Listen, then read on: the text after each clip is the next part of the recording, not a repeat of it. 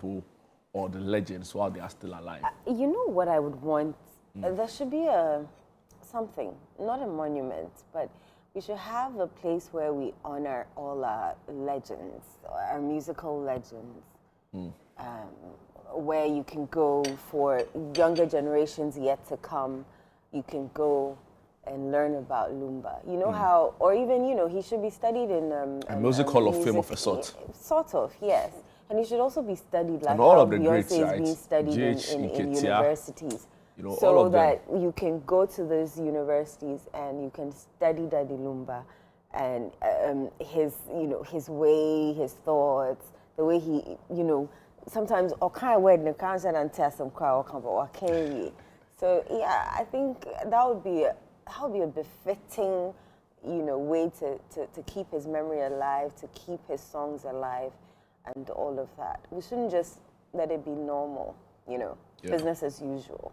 Like how I think other legends, C.K. Akono, I think some members of the Sibisa band have also passed away, and you know, we're yet to see that. Did you say C.K. Akono? We're yet to honor that. Sorry, there's a C.K. man. C.K. man. Because C.K. Akono there, he's coaching a football team in Kenya right now. I apologize, I've not killed him. I meant C.K. man. Yeah. Amazing. Yeah. I know. Let's get into a good time to delve into the news now. Definitely. CityNewsroom.com. Upper East Region, MPP sanctions 16 executives over 2024 election misconduct. Also here, MPs demand urgent action on Kumasi-Accra Highway to avert future accidents. The Speaker of Parliament, Alban Bagbin, calls for MPs' healthcare reform after Ernest Kumi death. Also here, CSA warns as fake data bundle deals drain Ghanaian wallets. In Techiman, the police, you know, deny raiding MPP Bono East chairman's house, and 3 dead, several injured in renewed chieftaincy dispute in Abuom. That story was on ChannelOne newsroom yesterday. Justice Abdullah, a private legal practitioner, beg your pardon, proposes media courts to tackle rising attacks on journalists. Galamsey activities also threaten Etiabo pipeline. Ghana Gas, you know, have been warning. A security consultant, Professor Kwesi Enin, questions timing, motives behind security actions, and this is in relation to the attack on the Joy News journalist. And MPP Director of Communications, Richard Ahiagba, to Mahama Act, don't just talk, and he's also referring to the attacks on journalists. And yesterday, management of City FM and ChannelOne TV commiserated with Daddy Lumba's family when they went to his residence and signed the book of condolence. And there are amazing or other interesting stories from the vigil last night, right? A lot of the interviews Eko Kumsin had, you know, has been captured in various different stories on citynewsroom.com this morning. Okay, so I'm on channel1newsonline.com. Some of the stories, is it Lante or Lante? For who? Lante Jan. It's a Gan word. I don't want to butcher it. Lante Jan. Okay. Lante Jan. Lante Jan, where residents urge Gan kingmakers to end double installment. Other stories you'll find. Dilapidated Jolokuptia EP school gets major facelift through military support. In the Upper East region, NPP sanctions 16 party members over 2024 election misconduct. Thousands attend candlelight vigil for High Life legend Daddy Lumba. Police foil robbery attempt on Obuasi Road. Other stories, a vacuum left by Daddy Lumba will be hard to fill. That's according to Gideon Aikwe. Justice Abdullah urges Adomotri to exercise restraint amid OSP probe. Trauma unit at 37 military hospital shuts down August 4 for maintenance works. GJA to Mahama set timelines for action on journalist attacks. Frequent ethical training key to curbing attacks on journalists, according to Dr. Osai Kwapon. Professor Enin calls for dialogue amid GJA's police media blackout threat. Media, a vital partner. Journalist attackers must be punished. Samwadu on the big issue yesterday. And 2 suspected robbers killed in Atebubu Highway shootout with police. Galamsey encroachment threatens Tiabo gas pipelines. If you watch CNR on Friday, that was one of the major stories. And management of City FM ChannelOne TV mourns Daddy Lumba. Trauma unit at 37 military hospital shuts down August 4 for maintenance works. And Adomotre warmly welcomed by family after OSP release.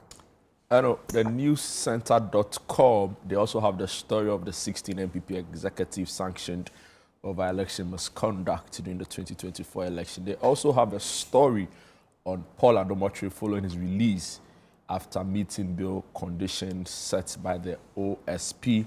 List of countries in Africa affected by Donald Trump's new tariffs is also captured on the newscenter.com. And like we brought you yesterday, Ghana sends 40 tons of cocoa to Palestine amid Gaza conflict.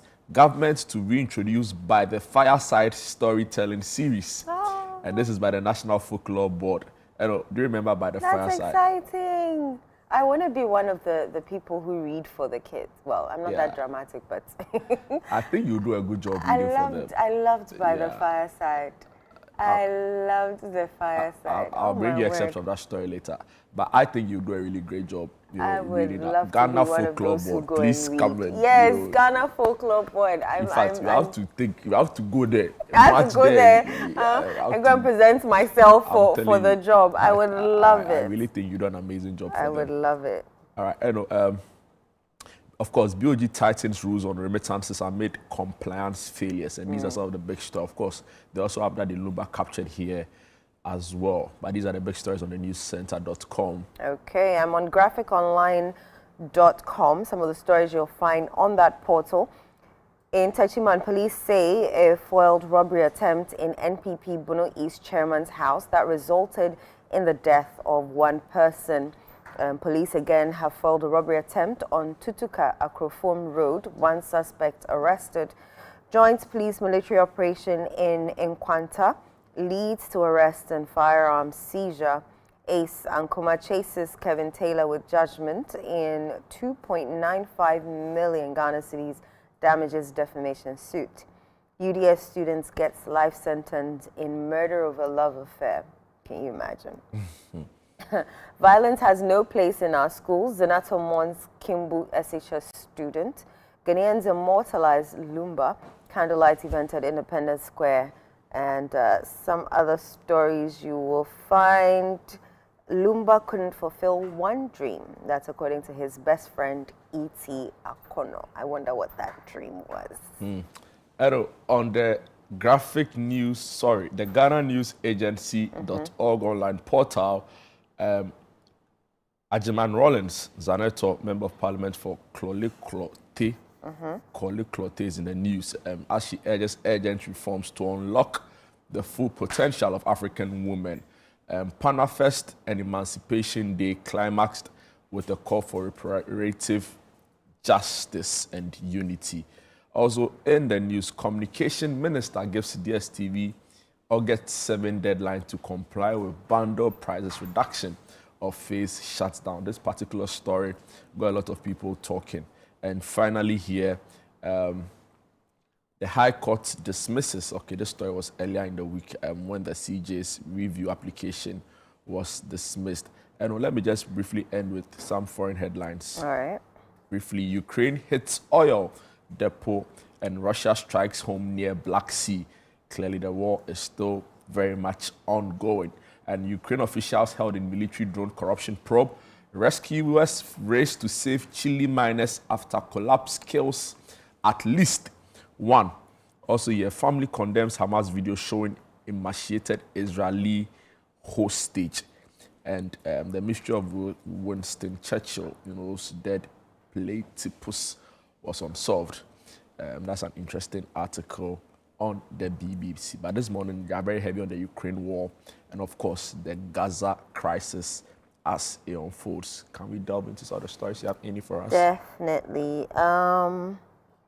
Let's do the MPP sanctioned 16 members over the 2024 election misconduct. Some of the stories read, This story reads, the New Patriotic Party in the Upper East region has sanctioned 16 members from the Pusiga and Timpani constituencies for various forms of misconduct related to the 2024 general elections. A statement issued and signed by the regional chairman, Anthony Namo, dated August 1, 2025, indicated that the Regional Executive Committee acted on recommendations from a disciplinary process that began earlier this year.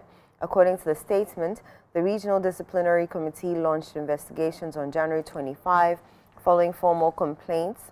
Hearings were held in March and findings submitted in June led to the regional leadership taking decisive action. Among those affected is Sauda Bilgumsi, the second vice chairman for Pusiga, who has been removed from office and indefinitely banned from holding any party position until he repays funds he allegedly misappropriated. 6 other officials, including Musa Awudu, first vice chairman, and Jacob Akazusa, treasurer, have been dismissed and handed 5-year bans from holding party positions. One coordinator was dismissed and barred for 4 years, while 8 others, mainly polling station executives and members, received 3-year bans. The party also cleared 5 individuals, including Salifu Ibn Adams, the constituency research and elections officer, who were found not guilty of any wrongdoing. The statement emphasized that all affected positions will be filled in accordance with the party's constitution. I know, as we work towards, finding lasting solutions to the Baku crisis, in the central region, 3 dead, several injured in renewed chieftaincy dispute in Abuom. And this story is on citynewsroom.com. A long-standing, excepts read, a long-standing chieftaincy dispute in Abuom in the Aguna West municipality of the central region turned deadly as clashes between rival factions reportedly left 3 people dead and several others injured. According to local sources, the violence erupted following renewed tensions over legitimacy of a recently installed chief. Details remain sketchy, but eyewitnesses say gunshots were fired during the confrontation, leading to chaos and panic among residents. It's a development story, and we'll be bringing you more updates as and when they unfold. But please, let's restrain ourselves. Let's calm prevail. I'm sure the Regional House of Chiefs should be able to sit on the matter, and bring some clarity going forward. But please, let's not resort to violence. Channel One News Online, Lance Janwe residents urge Ga Kingmakers to end double installment. Some of the stories, the story reads, some residents of Lance Janwe in Accra have called on the Kingmakers of the Ga state to refrain from actions that threaten the peace and unity of the community. Their appeal comes amid concerns that the practice of double installment of chiefs is fueling chieftaincy disputes and stalling development in Ga communities. These concerns were raised during the celebration of the Homoa Festival at Lance Janwe, the traditional custodian of the Ga calendar, which marks the official commencement of this year's Homoa festivities across the Ga state. We should be one with the numerous chieftaincy issues. The kingmakers are the main problem. I always say that if you are a kingmaker and you install a chief, you shouldn't install a new one. A resident, Derek Ni Odate Mills, said, we're pleading with the chiefs and everybody, let's allow peace to reign because unity is strength. Another resident, Ni Obli Lai, added. Have you eaten, is it peple before? Or you don't eat it, or you just sprinkle? Do they just sprinkle? I was going to say, I'm not a lesser god, so I've not eaten it before. So it's just to be sprinkled, it's not to be eaten? I think some eat it, some eat it, some eat it. I'm not really sure. Yeah. But I think some eat it. Okay. But I haven't eaten some before. I asked because you've been living in Accra for literally all your life. Yeah. This is where you're born. But then if I ask whether you know how the installment system in the Ga tradition works, would you know? I mean, I'm not Ga, but I've been around long enough to know. I remember these were things we were taught in school, in Accra Academy, They taught us all that we needed to know. Okay. I remember. So is it like how we, the Akans, offer? No, I can't speak authoritatively on it. Let me not All expose my ignorance this morning. Because I wanted to understand idea, why people were advocating for the kingmakers not to, install 2 people. Because ours is a succession plan.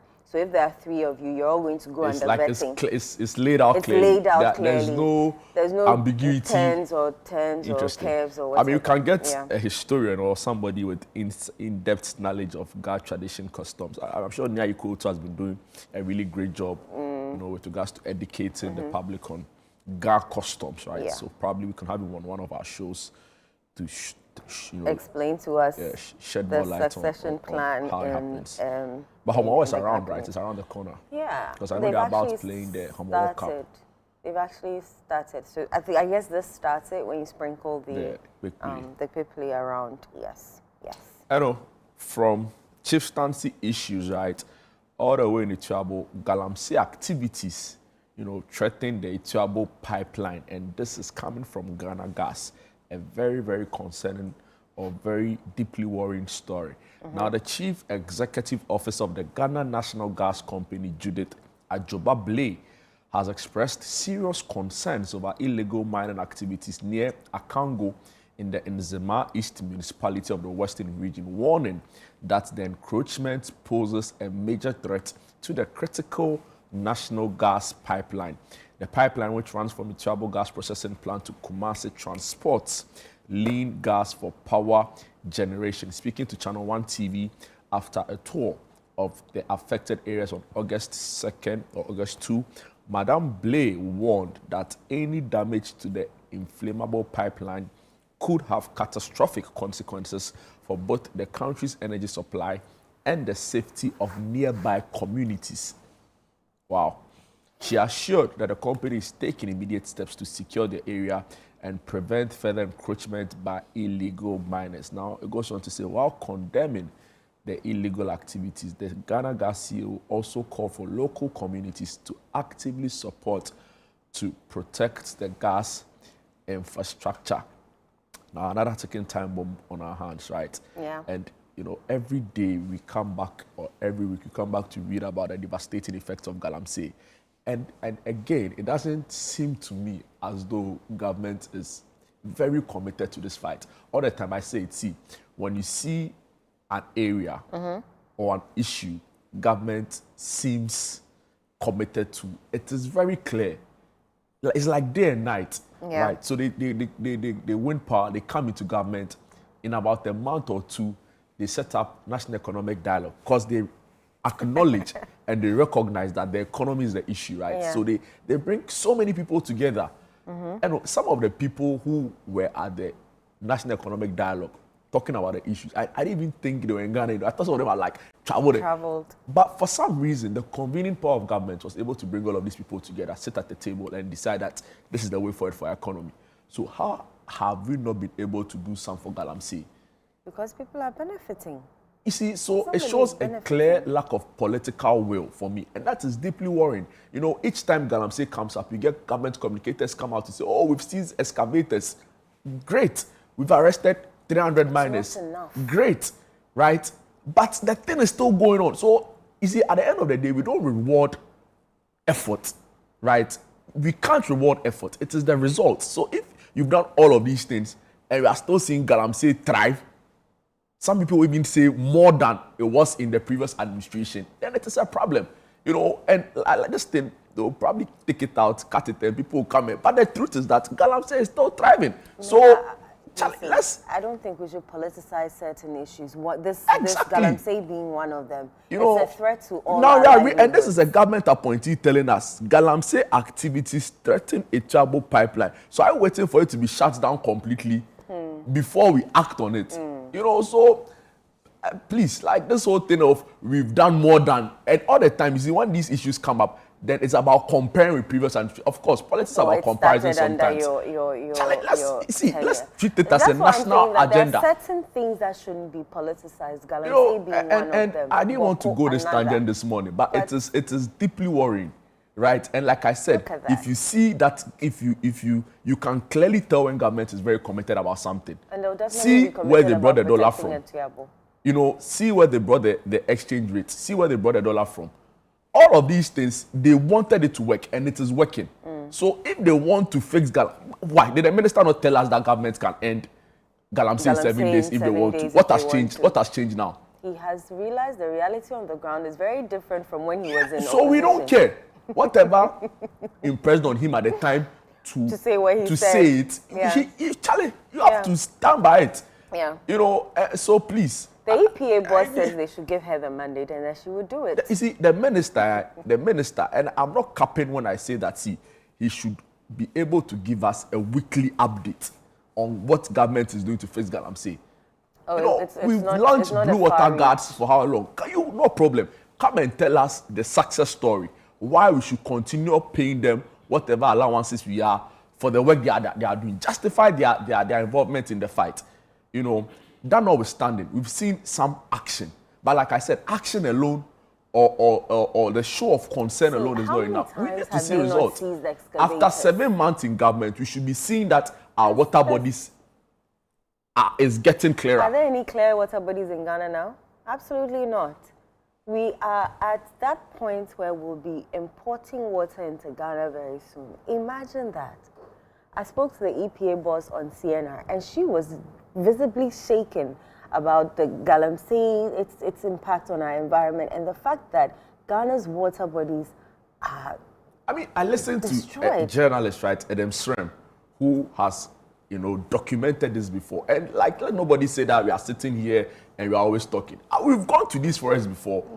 But the last time in the Eastern region, we went, point of view, in the Galamsey pit. We recorded a show there. So we know what we are talking about. We are not only sitting here talking. Yeah. Adam Srem, he's been using his drone and his camera to take capture it is all of actively happening. Galamsey is going on. Nothing has changed. They are mining illegally, reckless abandon. Government should go there and you know, stop this. It's unfortunate. It's unfortunate.